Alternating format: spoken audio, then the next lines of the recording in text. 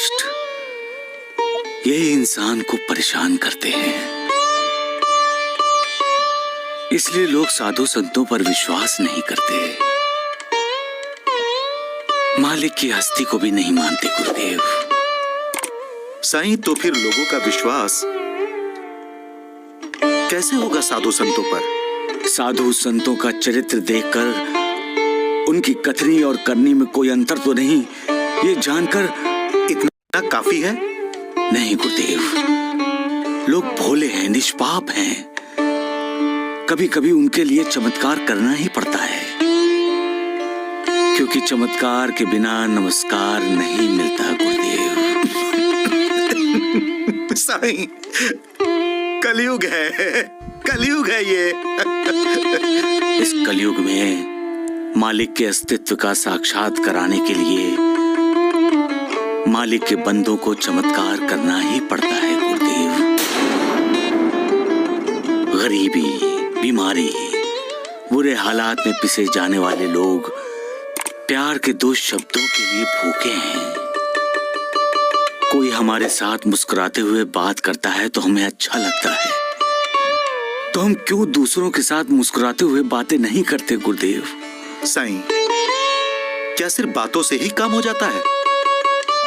हाँ गुरुदेव, परंतु तब तक जब तक कि बातें करने वाले का सत्य स्वरूप समाज के सामने नहीं आता।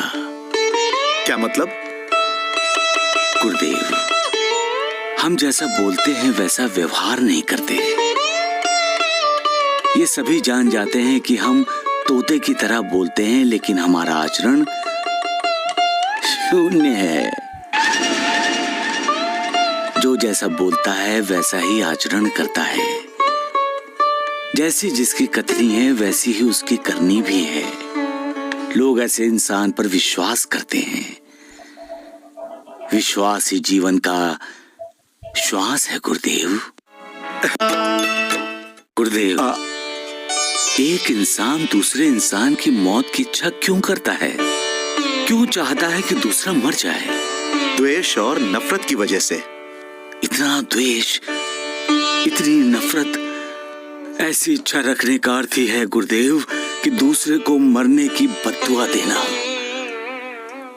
गुरुदेव, जब इंसान द्वेष और नफरत की सबसे ऊंची सीढ़ी पर खड़ा होता है, तब वो अपने अधोपतन की आखिरी सीढ़ी पर उतर चुका होता है। तुम सच कह रहे हो साईं, लेकिन साईं, सत्य ये भी है कि कभी कभी इंसान को अपने बहुत बीमार रिश्तेदार के लिए उस मालिक से मौत की दुआ मांगनी पड़ती है, जो कि बद्दुआ है साईं। दोनों में फर्क है गुरुदेव, दोनों में अंतर है।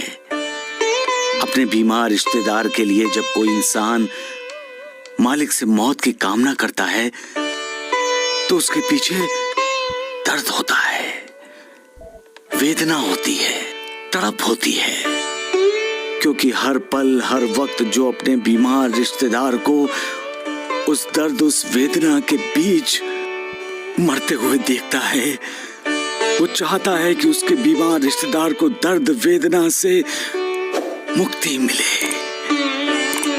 इसलिए बद्दुआ नहीं, दुआ है गुरुदेव। लेकिन जब इंसान द्वेष, नफरत के अधीन होकर किसी की मौत की इच्छा करता है तो वो बद्दुआ होती है। और ऐसा इंसान मालिक की नजरों में गिर जाता है। उस मालिक ने ही इंसान को बनाया है। हाँ गुरुदेव, मालिक ही इंसान को बनाता है। और अब दूसरों की मौत की इच्छा करने वाले इंसान को देखकर खुद हैरान भी हो रहा होगा, सोच रहा होगा, क्या मैंने ही इस इंसान को बनाया है? विकारों के अधीन रहने वाले इंसान को निर्विकार मालिक भी समझ नहीं पाता होगा। तो हम क्या समझेंगे साईं? ऐसा क्यों सोचता है इंसान गुरुदेव? क्यों इंसान दूसरों का बुरा चाहता है? क्यों दूसरों को बद्दुआ देता है? किसी को तारने में मन को जो शांति मिलती है, क्या वो किसी को मारने में मिलेगी गुरुदेव? किसी की जिंदगी बचाने में जो अद्भुत आनंद मिलता है, वो किसी की मौत की इच्छा करने में नहीं मिलता। ये बात कब समझेगा इंसान गुरुदेव, कब? जब कोई दूसरा उसकी मौत की कामना करेगा तब। गुरुदेव, मालिक का बनाया हुआ ये इंसान समझ से परे है।